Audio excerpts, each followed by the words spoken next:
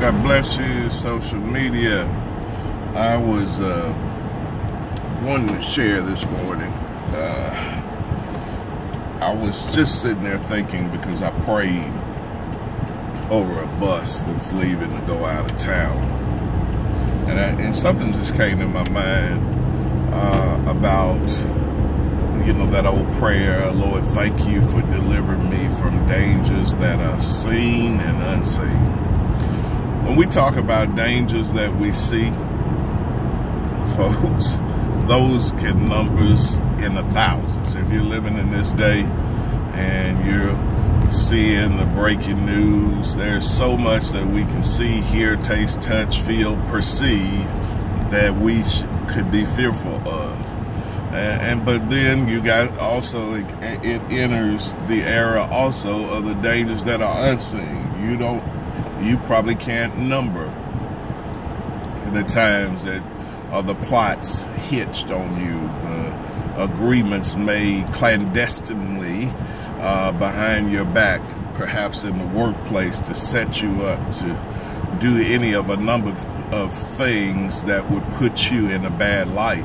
And folks, all of us are dealing with things, dealing with dangers seen and unseen. And if there was ever a time for what I would like to call divine protection or a prayer for protection, it's in the day that we live in. We got so many people that are so fearful. Fear has seemed to become the order of the day.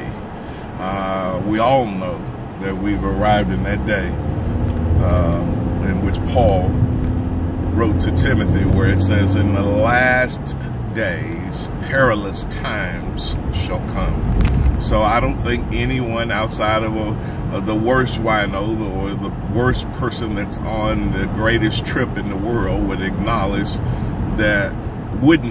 that we're living in that day, that time, that season where men's hearts would fail because of fear. The day where men's hearts would grow cold. So we're living in that day and time. If there's ever a time for the protecting arms of God to keep us, to keep our minds. So many are losing their minds. Mental maladies have been increasing at a breakneck speed. Almost, everybody's got some type of pill to take for their nerves, or take for this, or take for that, a pill to go to sleep, a pill to wake up.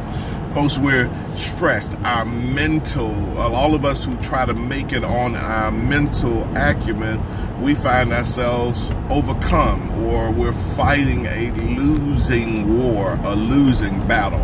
So if there's ever a season to speak divine protection over people, over folks, over the saints of God, it's this season. And I'm speaking this word of protection. I'm praying that God would keep your mind. I'm praying and declaring that no weapon, it didn't say that the weapon wouldn't be formed, but I'm telling you that no weapon that is formed against you shall prosper.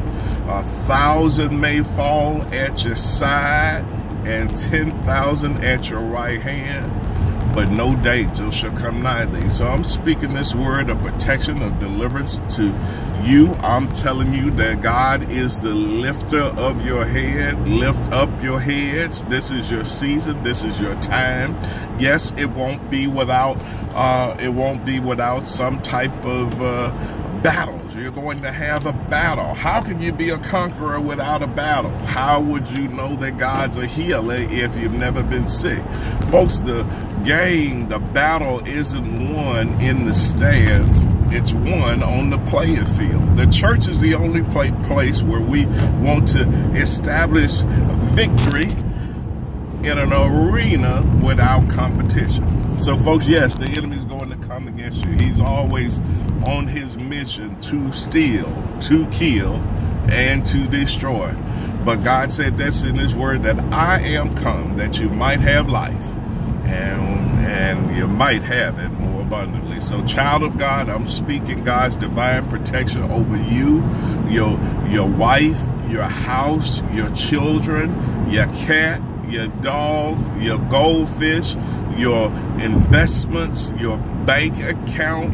I'm praying that God blesses you in your finances, that the enemy, that the devourer would be rebuked, that the enemies who wants to nibble on your nickels and gulp up your dimes, that he would be bound, and that God would give you divine protection over your house, over your insurance company, over the company that you work with, or the company that you're hatching.